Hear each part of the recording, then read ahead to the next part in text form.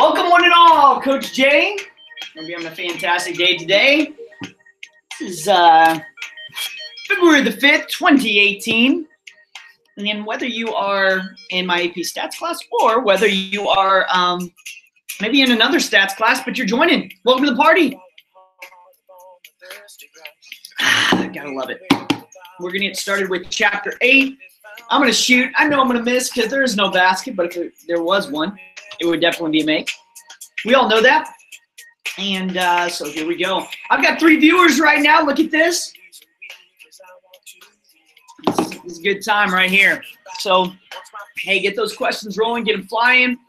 We're going to go right straight to our FRQ. I think we're going to talk about T-star, Z-star, margin of error, standard error, and so much more.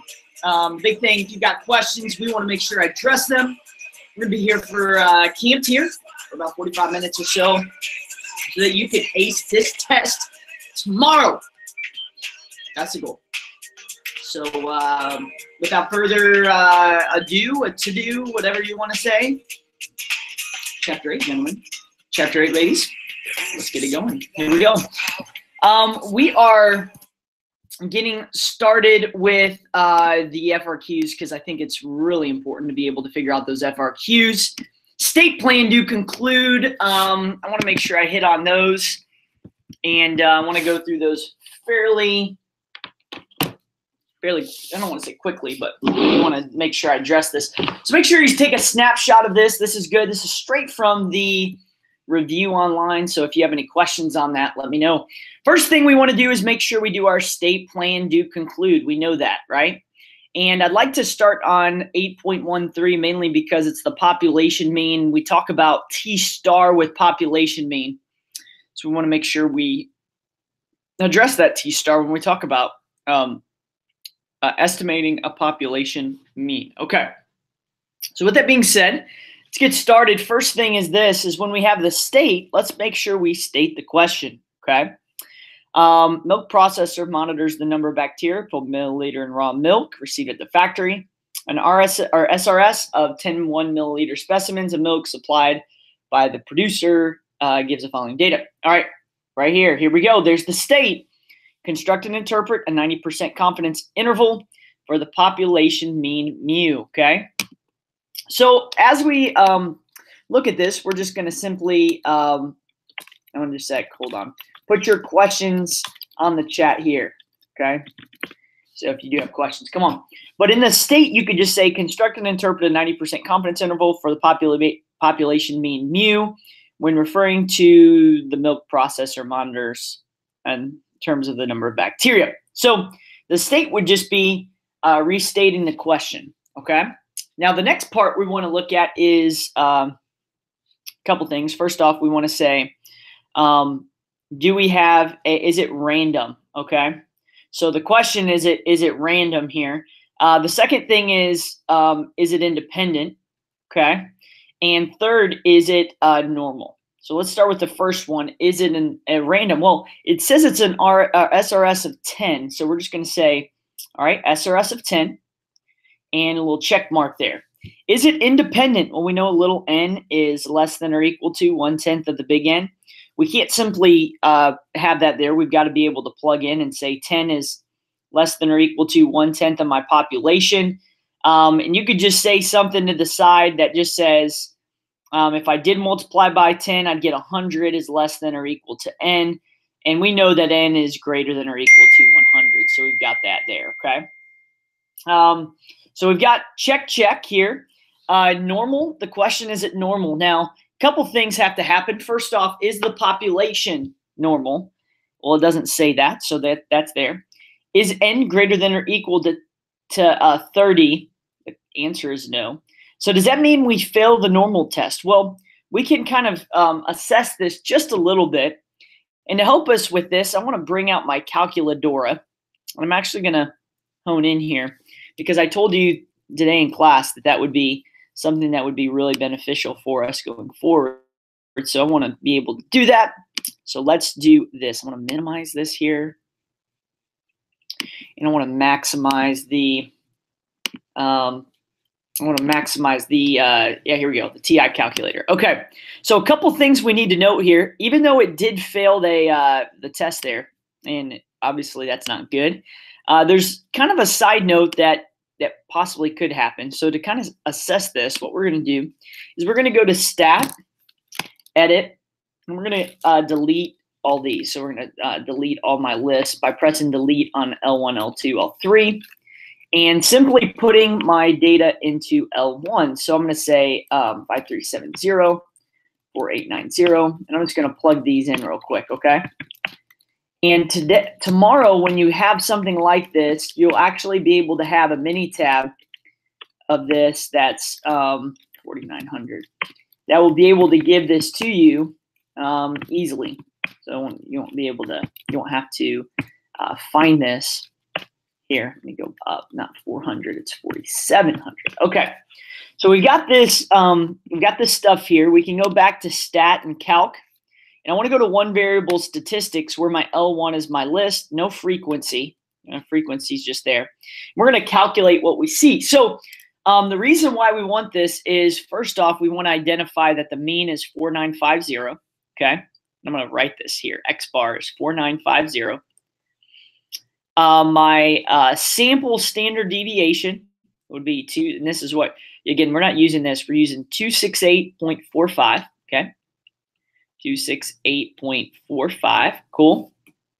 Let's see what else we've got. Size 10, we've already gotten that, okay? All right, perfect. Okay, so if, when I graph this, okay, if I had the opportunity to, so let's go to second y equals. And you see how this is off, how this right here is related to L1. This is like our histogram, or that's there. So we can press enter. I want to turn this on. And I want to make the L1 my X list. And the frequency, we're just going to get rid of, okay? So we've got that there. Let's see if we can do that there. Hold on just a second. Let's go to y equals. I think I might have done that wrong. Second y equals. Press enter. All right, let's see here.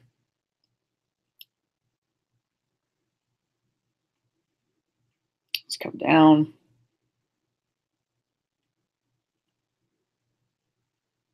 All right, let's try to zoom in. Let's see if we can zoom fit here. See if we can zoom fit. Still no good. All right, let me try a different graph. I want you to see, the reason why I want to show this to you is I want you to see that even though it's not normal, and this is true, it isn't normal here. Let me see.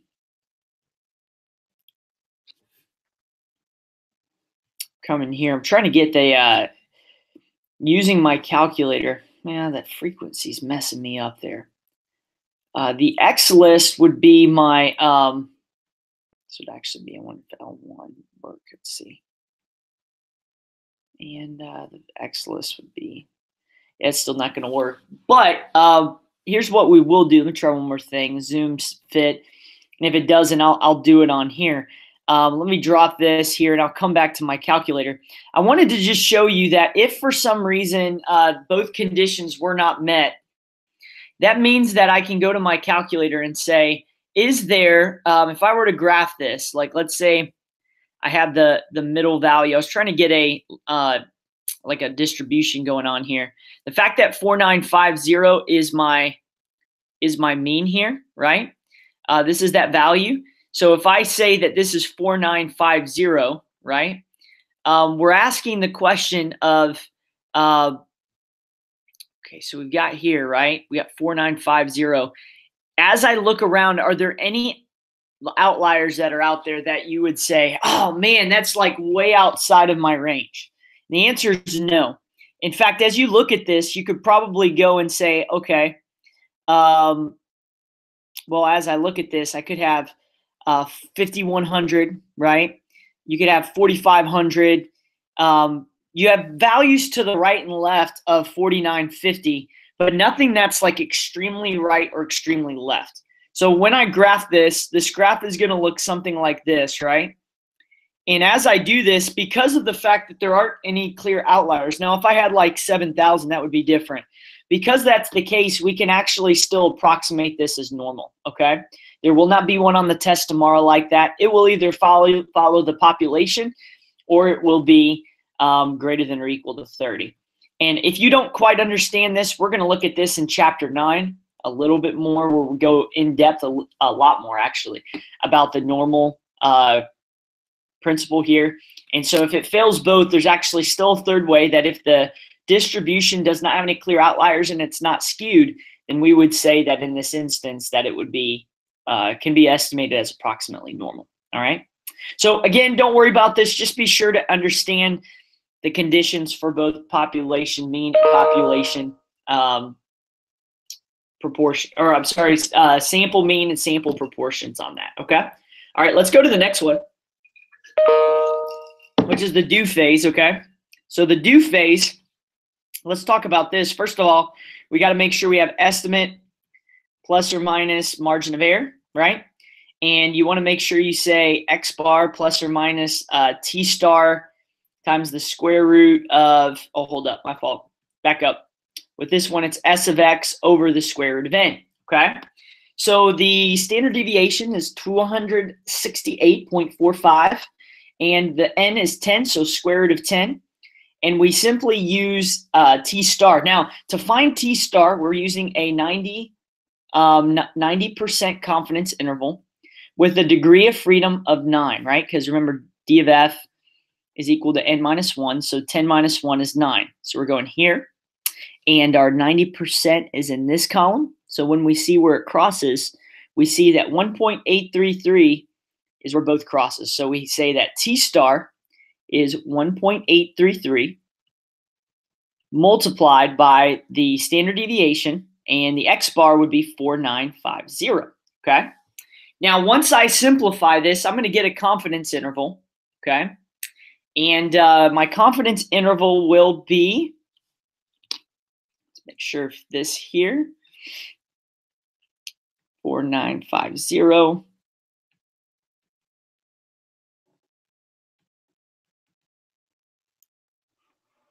Let's do this. I'm going to do that right side first. 1.833 times, let's get this here, 268.45. Then I'm going to divide that by the square root of n, which is the square root of 10.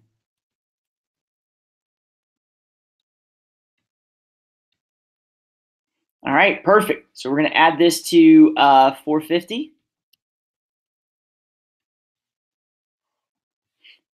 495, I'm sorry. Sorry about that. So we got 155. So right here, just so you know, this is going to be 155.61. So as you do this, 155.61, add that to 4950.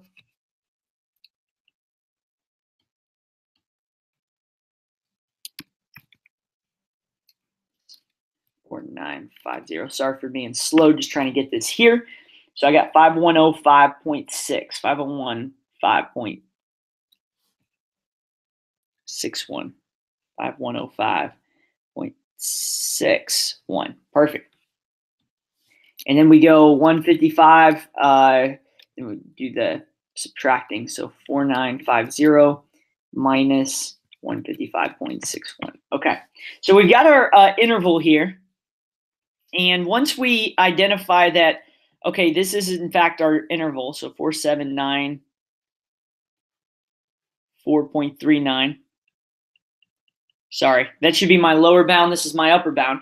I can then interpret this by concluding, and I like to get this a little bit more neater with the graph, right? So be sure of the graph that 90%'s here. And my sample mean, 4950, should be right in the middle, okay? And then our conclude phase should say, we are 90% confident that the true mean concerning milk processor monitoring the number of bacteria per milliliter in raw milk is between the interval 4,794.39 and 5,105.61. And that's how we would restate it. Now, how would I do this on the calculator? That's the question. If I could figure out how to do this on the calculator, it makes my life much easier, actually, much easier. So I'm going to do this. I'm going to go to, there's two things. First off, let's do the T first. So we're going to go to stat, tests. And for this one, both of these are a little bit different. So you might have to just really listen. There is no one proportion. Like down here, we'll come down here and do the Z in just a second. But the one proportion Z interval on that one, that's what you would use for this test, right? But for the T, you just go straight to T interval and then go to, you can either go to the data, you probably have it on this, but you want to make sure you go over to the stats and press enter. So you got 4950, make sure that's in. 268.45, make sure that's in. We have N of 10, got that. And then my confidence level should be 0.90. Now, once I press calculate, I should get the interval that I just found, right? The actual interval of what I just found. Cool. And I did. So this would be the interval that I could find.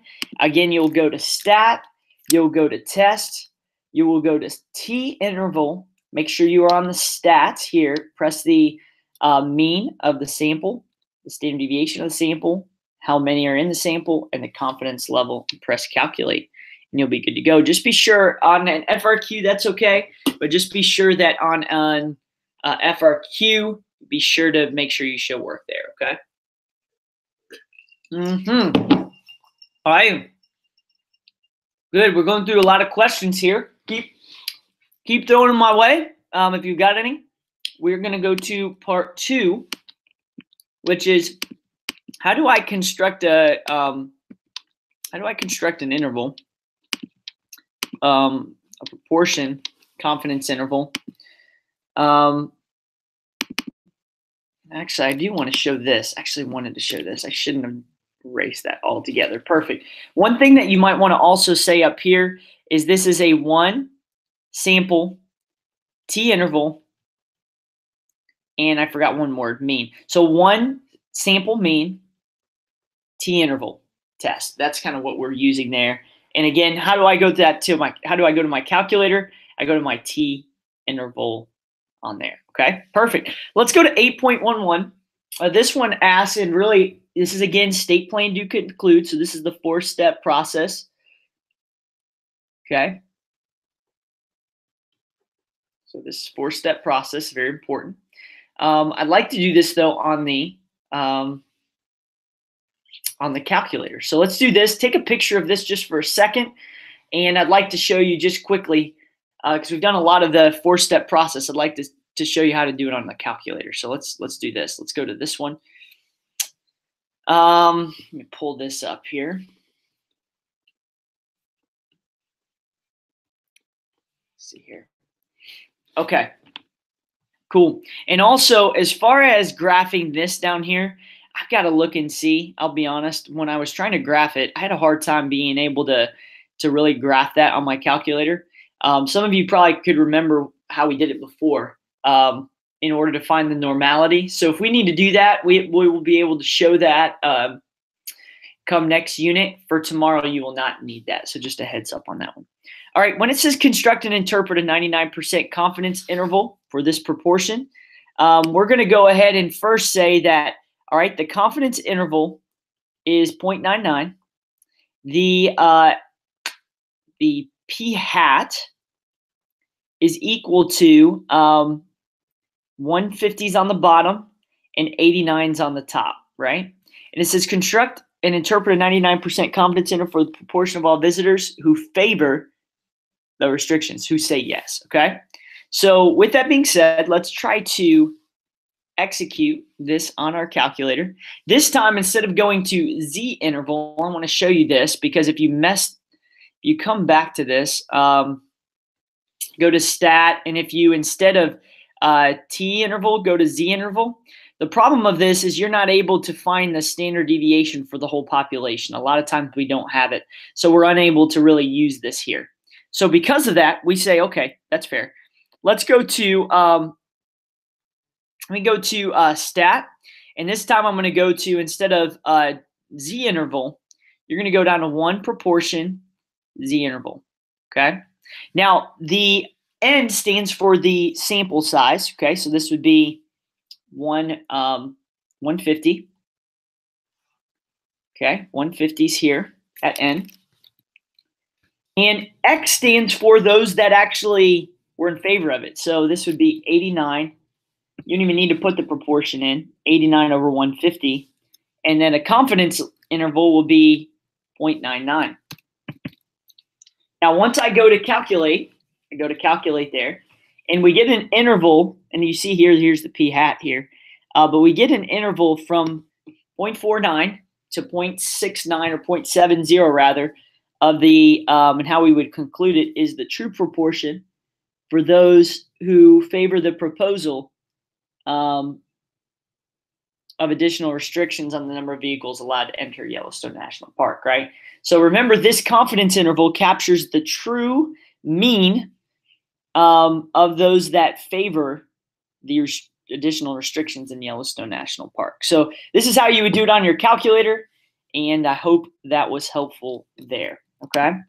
The only other thing that I think that I said that I really wanted to do was this mini tab thing. I wanted to look right here, make sure I address, like, what is a mini tab? How can we, I want to look at one that's,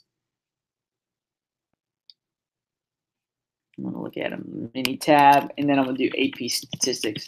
See if we could find one here that would be somewhat, I think they're pretty self-explanatory on the one tomorrow.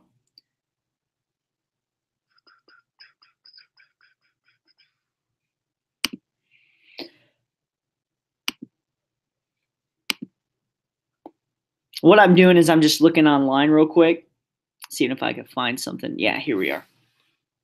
Okay, so let's do this. Switch this up. Okay, I want to show you a mini tab real quick. The main reason why is I think it would be helpful for us to be able just to see what something that, you know, something we could have tomorrow. Let's say that we have a sample of size 10 and we're looking at this C4 here, and that's the context of tomorrow. Let's say the mean of that 10 would be 5.011, and let's talk about the fact that this is a sample mean, right? So sample mean is for 5.011. That means the standard deviation of the sample, S of X, is equal to 0.748. Don't be confused. The SE mean we're going to throw out for right now. And many of the confidence interval, I don't think you'll see that tomorrow. So just a heads up. P-value you don't need yet. Many of this other stuff you don't need. But I just wanted to make sure you kind of identified what a mini tab was, kind of how we did it, how we approached it, and that way you're not in the dark on that, okay? Okie dokie. So I went through a lot of stuff. Do you have any questions here? Oh yeah, how to find Z-star in your calculator. I like that. Okay, so first off, let me start by doing this. This is just a heads up. Remember a Z-score. Let's talk about the Y. Z-score is the number of standard deviations from the mean, right? And specifically with something that's normal, okay? Now let's say that we've got this graph here, and we're trying to find what Z-star is. Well, Z-star is referring to a critical value that we use within our confidence intervals, okay? Now, the key with Z-score, though, is that we standardize this. So anytime that I approach this, to find a Z-score, we have to first standardize it. But within the formula, that kind of does the formula itself, right? That's the idea. But in order to figure out what in the world is the Z-score right here, right? So let's say that I'm trying to see if this is up here. Doesn't really answer. But let's say that my mean was, my proportion, my p hat was 0.9, okay? So we're going to say 0.9, and we're going to say that in this example, we have a little n of 10, and what we're going to say is that we're trying to find a 90% confidence interval, okay? What Jordan's asking is as I look at the estimate, it's the estimate, p hat, plus or minus the z star, critical value, times the square root of p hat times 1 minus p hat over n, right? This would be my confidence interval, and I would get this down and interpret it. But how would I find this if we were talking about the z-score? How do I find the z-score of this value? Well, look no further than what we call inverse norm, okay? And remember, inverse norm does the opposite of what we would normally think of with normal CDF, right? Normal CDF finds the proportion of area underneath, and inverse norm finds the value related to that proportion, right? So like, for instance, if I went to stat and I went to, I'm sorry, going to second vars. We're going to distributions over here, right? Sorry, I looked there. Second vars is the distribution. When I go down to distribution, I'm going to go down to inverse norm. Okay, press enter. Now, the mean and the standard deviation should be 0 and 1 always for this, because remember, it's standardized. With z-scores, we are trying to find the z-score to the right of the mean. So the area that we're looking at, we can actually, Jordan, let me try something. Let me try something here. The area I'm going to say is 0.9. And what I'm going to do is I'm going to do this. Instead of doing like what's to the left of it, we know that that's the center. So you don't even have to add 0.5. I think this will work here. Let's try it. I haven't tried this one. So we're talking about the center, 0.9, and 0 and 1. We press enter, and we get the z-score of 1.64, and a negative 1.64, right? So it's to the left and right. So we just need to use 1.64. Now, you could also go here and go second vars again, go to inverse norm, and go simply to the left of that value. Instead of 0.9, we have to add that 0.05 to it. So we say 0.95, and it's anything to the left. And we press paste, and look at this. We get the same exact value. So Jordan, actually, I just realized this. I didn't even look at the fact that there was center there for some strange reason. Really, you don't even need to add the 0.05. You just need to put the confidence interval, 0, 1, and then be sure. This is the center 90%. If you do to the left of it, you've got to add that 0.05 that's left over, that 5% that's to the left of that tail, in order to find that there. And you don't even need to show this on your test.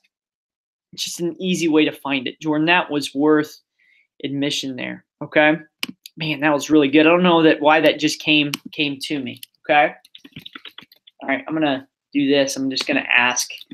I hope that makes sense there.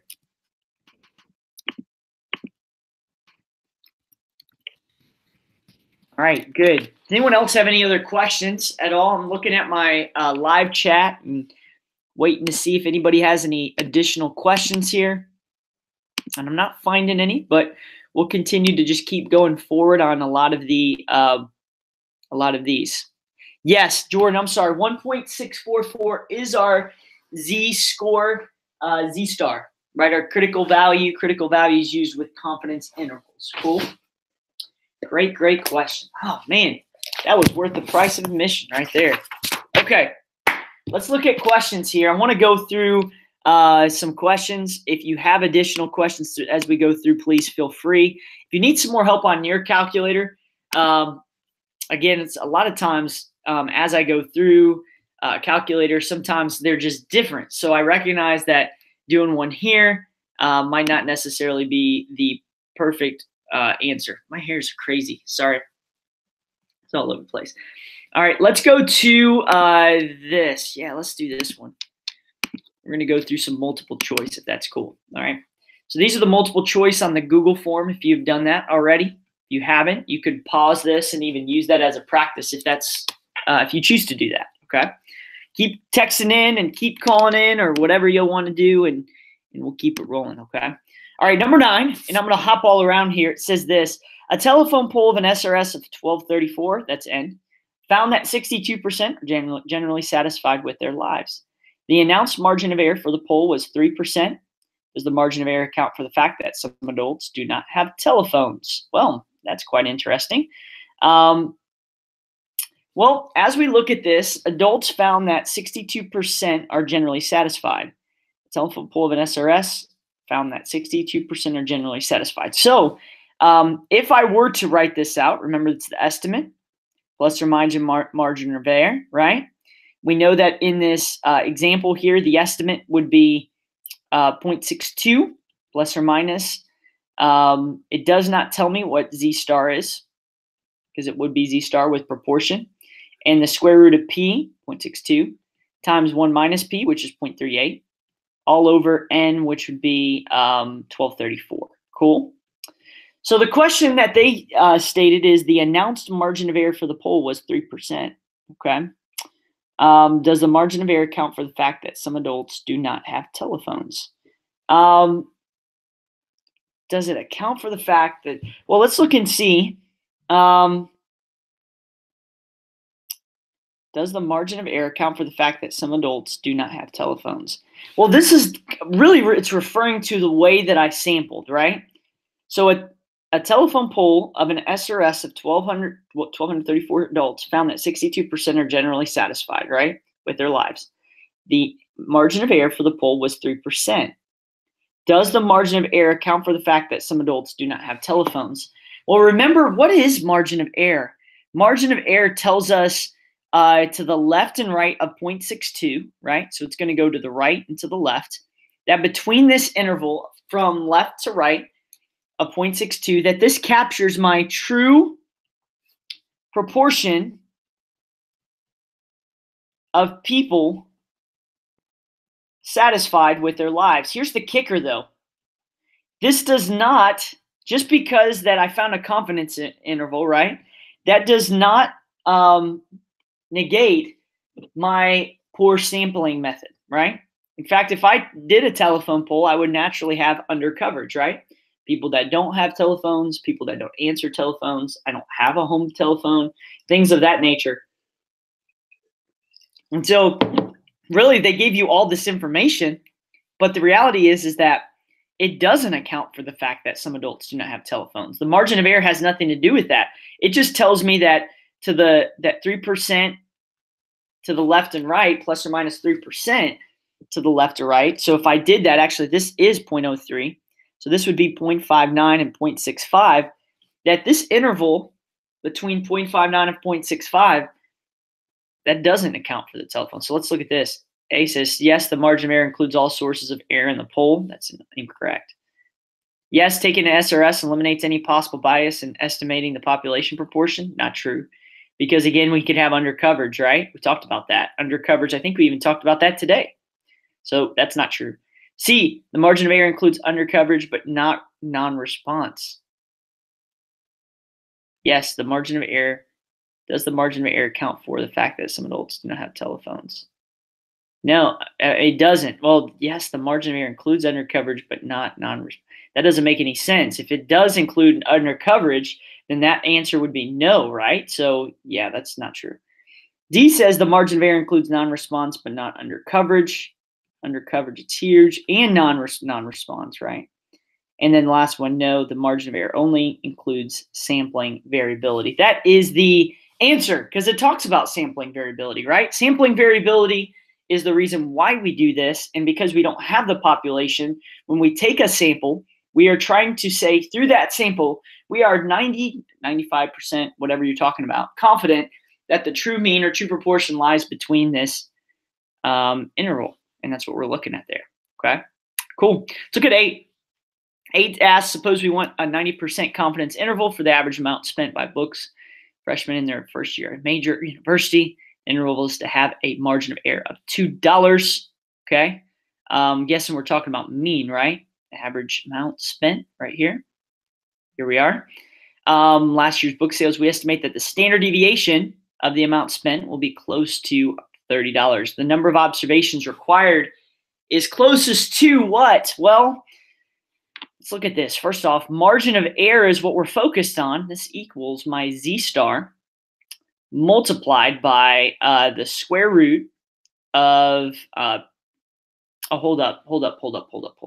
Bad. Coach, bad. Because we're talking about mean, right? Margin of error equals T star times the sample of my square root of n.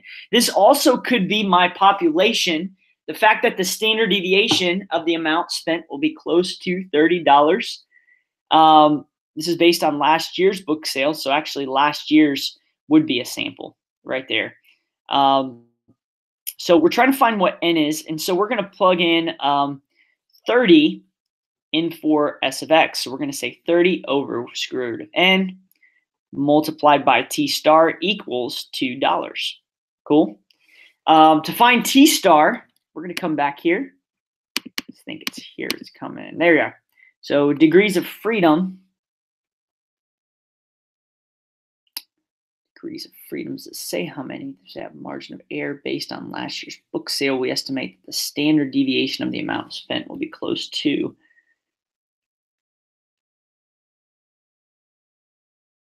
Oh.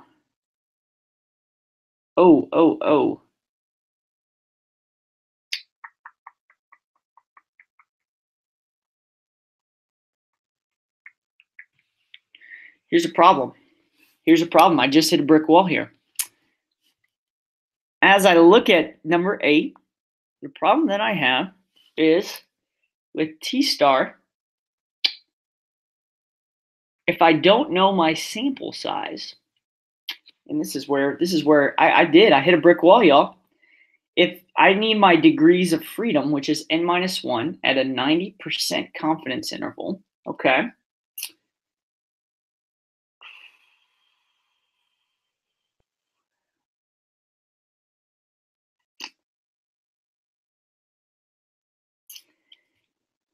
Estimate that the standard deviation of the amount spent will be close to. Okay, here's the kicker. Okay, back up. This is the formula up here, right? Now, if for some reason what I'm about ready to say confuses you, and by the way, I'm attempting to do this. I believe that this is correct. Just go with it. All right. If you want to say, Coach, I don't want to confuse myself, that's fine. But what I will say is that $30 right here is the estimate of the true population, right? So we're going to say that this is going to be a new formula. We're going to use my standard deviation over the square root of n. And so if I've got my standard deviation, this means that I can do my z star instead of my t star. Because if I've got my population, this is going to then mirror a normal distribution. So we can use 0.9, which we found that z star was 1.644 on the last one. So take out the blue just for a second. So 2 equals 1.644 times 30 over square root of n. Okay. Now what I'd like to do now is just simply plug in 1.644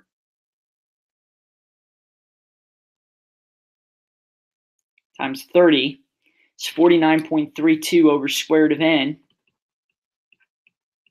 equals 2. We multiply by square root of n on both sides, right? Cancel. And divide by 2. So we've got this divided by 2. And then we square that bad boy. And what I've got here, once I get this, I get n is equal to 608.11, which would be 609 if I round it up. So that was correct. Here's the kicker. That's an okay formula for when we talk about sample means, right? What threw me off, and a lot of times what you'll see, is that this is the formula we'll use in blue, mainly because we don't know the standard deviation of the population. In fact, it threw me off because as we looked at this, my default was this, and I put in, 30 in for s of x, right? But I can't find t star if I don't know the sample size. So because it's a sample mean, even though it's normally, t star, we're going to use z star here because we were given a pretty good estimate of our population, of our standard deviation. So what I did was not incorrect. I did hit a brick wall, but once I identify that, oh man, I do not have my sample size, I can't find t star because of my degrees of freedom is n minus 1. I then say, oh, because of that, if they give me a good estimate of that standard deviation, then that means I could go down to this formula here, okay? I hope that made sense, y'all. That one was a tough one. That was a tough one. But nonetheless, it would be D. It would be D here. Okay. Cool. 8.7, 90% confidence interval for the mean of a population is computed from a random sample is found to be 9 plus or minus 3. Which of the following could be the 95th percentile 95% confidence interval based on the same data? So we have 9 plus or minus 3. Remember, the margin of error is affected by my 95%. If I have a 95% compared to a 90%, if this represents 90%, 95% will be much larger, right? Much larger. So the fact that the standard deviation is still the same, right? We can then say, okay, well, within this, which value should I know? Well, what I can do, though, is say, okay, 9 is going to stay the same. We can say plus or minus, because we're talking about mu here. We could say plus or minus this t star, right? And this is multiplied by my standard deviation of x over the square root of n, right? Okay, so because of this, which would have a larger value? Well, let's first off say, well, it can't be B, and it sure as heck can't be A, mainly because A and B on 8.7, those right there are, I mean, those, you can't have the same one, and you sure can't have one that's lower when we increase 95%. This means that the sample size will increase, right? Sample size will increase. So which could be the 95% confidence interval based on the same data? Well, if we say 9 plus or minus 8, this is way too large, right? And when we talk about E, without knowing the sample size, any of the above answers could be, well, that's false because we eliminated A and B. So we're left with C and D. We know that you can't increase my margin of error from 3 to 8 only by increasing by 5%. So the only thing that I can really use that makes any sense is value C, or letter C in 8.7. Okay. Next one, 8.6. A radio talk show host with a large audience is interested in the proportion P of adults in his listening area who think the drinking age should be lowered to 18. To find this out, poses the following question to his listeners. Do you think that the drinking age should be reduced to 18 in light of the fact that 18-year-olds are eligible for military service? He asks listeners to phone in and vote yes. They agree the drinking age should be lowered, and no if not. Of the 100 people who phoned in, 70 answered yes. Which of the following conditions for inference about a proportion using a confidence interval are violated? Wow. Okay. Well, let's go one by one here. I think this is definitely a good one here. 1, the data are a random sample from the population of interest. Yeah, this is definitely, so it says which are violated. I would definitely say 1 because of undercoverage. Fact of, we talked about it, like if we are phoning in. The fact that how the question's being phrased, so that has bias as well. And then I would also say non-response as well. A lot of bias going on here because of the fact that ask listeners to phone in, right? So, and I'm sorry, this would be non-response. This would be volunteer, my fault, because they're volunteering themselves in. So we're going to say 1 is definitely violated. 2, the population is at least 10 times as large as the sample. Well, let's look at it here. Little n, 1/10 of my big N. Is this violated? Well, little n was 100, less than or equal to 1/10 of big N. I multiply by 10 on both sides. 1,000 is less than or equal to big N. And we're talking about adults listening area who think that, okay, in his listening area, adults in his listening area is going to be greater than 1,000. So this is actually not violated. We're actually good here. 3, n is so large that both n times p and n times 1 minus p are at least 10.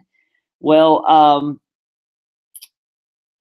so yeah, so if we're looking at yes, the drinking age should be lowered, and no if not, of the 100 people who phoned in, 70 answered yes.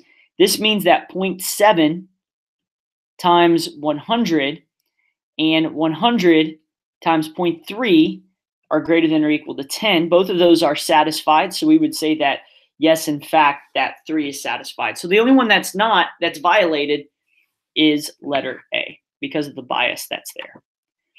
All right, 8.5. We'll do a couple more of these. I don't see a whole lot. Cool. Appreciate y'all showing up. I really do. Couple other ones. 8.5 says this. You want to compute a 90% confidence interval for the mean of a population. The sample size is 30. Okay, so that means my degrees of freedom equals 30 minus 1, which is 29. And it's a 90% confidence interval. So we go 90, 29. Should be 1.699. Let's check it out. 1.699 should be B. Yep, that's right. 4. Many television viewers express doubts about the validity of certain commercials and attempt, oh, this is a Super Bowl commercial, answer their critics, wish to estimate the proportion shown in Timex television commercials. Let P represent the true proportion of consumers who believe what is shown. What is the smallest number of consumers that Timex can survey to guarantee a margin of error? It's a really good one. Of 0.05 or less, right? 99% confidence level. Well, first off, we want to write the equation. Margin of error equals Z star. And I'll wrap up with this one. Times the square root of P times 1 minus P over N, right? So we're looking for N. That's the idea here. Z star. Okay, I'm going to go back here and go. Okay, so I'm in my calculator here. I'm going to put 0.99, and I'm putting 0.1 for my mean and standard deviation. I'm going to go center on that, press enter. Once I do, I get negative, or just positive, 2.576. 2.576. My margin of error is going to be 0.05, and my P, square root of P would be, oh man, it doesn't believe what is shown. Because I don't know, I'm going to put 0.5 in, right? Because they don't give me a proportion. So we'll say 0.5 and then over N. So once I multiply this out, I'll really divide by 2.576 on both sides here. Okay, it's a really good one, by the way.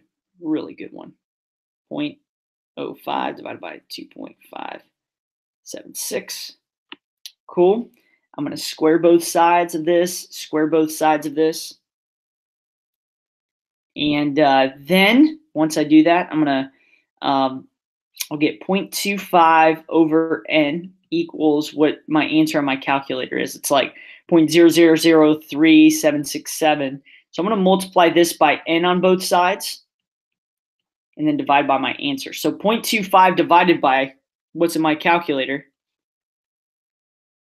and I got 663.58. Cool. And so 663. Did I not plug that in right? Let me try this one more time. I want to make sure I got 0.05 divided by 0.5.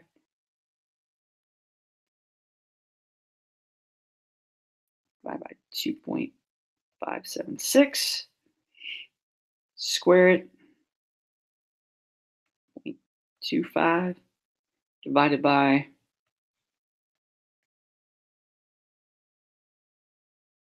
hold up. Sorry, messed up again. Sorry about that.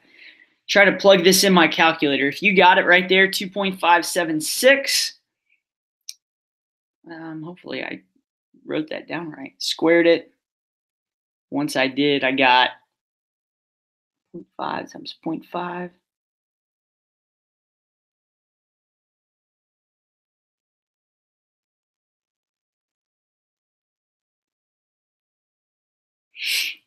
I still got 664. I'm trying to see if the way I've read it. Let's see. Let P represent the true proportion of consumers who believe what is shown in Timex television commercials. What is the smallest number of consumers that Timex can survey to guarantee a margin of error of 0.05 or less, right? At a 99%, did I put 0.99 in there? Sure did.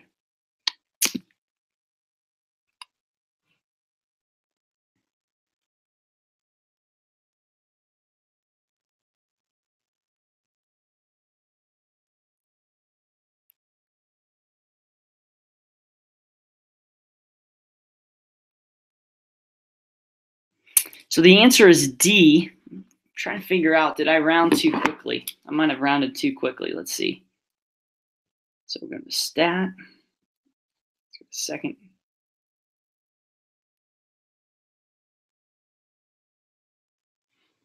Let's see here. I'm gonna have to get back on to y'all on this one. 0.99 center. Maybe I rounded too quickly. 2.5, or let's see, 2.575829. All right, let's see this.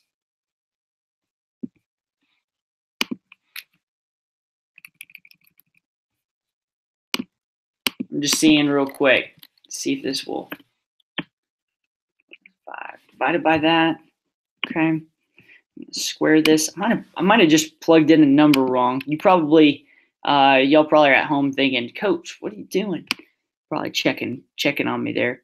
Try to plug that in too. See if you can get that right there. It's going to drive me nuts if I don't. 0.25 divided by this answer. I still got the same thing. Here, let me do this.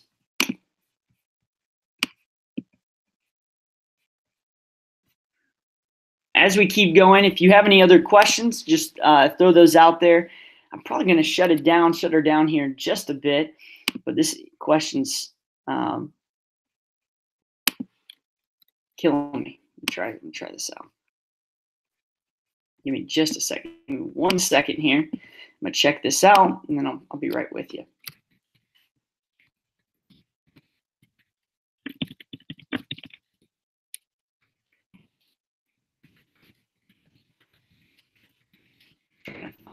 See if we can find this.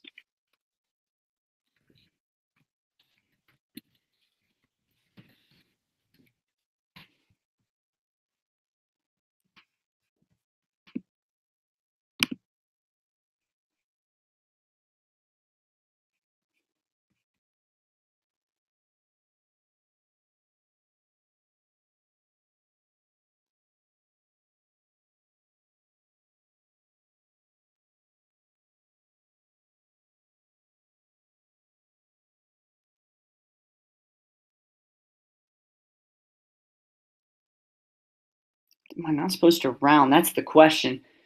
It looks as though, did I just mess that up? I think I might have messed that up, y'all. I think I messed up my math here. Dadgummit. Let me try one more time. 0.05 divided by 2.576. 0.019. Okay. Let's try this. Let's try it. 0.019. Because we did it correctly. That's what's weird. Square root of 0.5 times 0.5 is 0.25 over n. So we're going to square 0.019. Okay.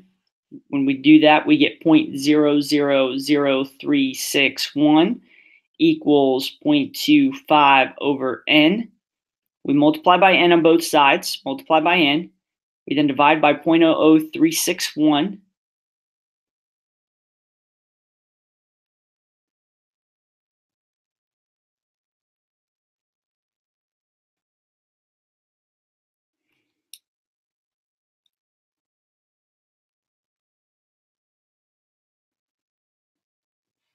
See here.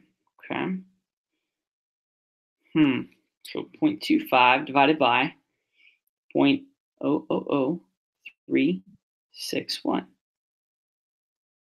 It's closer. I got 693 there, but I wonder if it was a rounding thing. Something with the rounding to get 693. I don't like that. I do not like that one bit. The smallest number of consumers that Timex consumed. I'm looking right now on, man, that's really, really weird, y'all.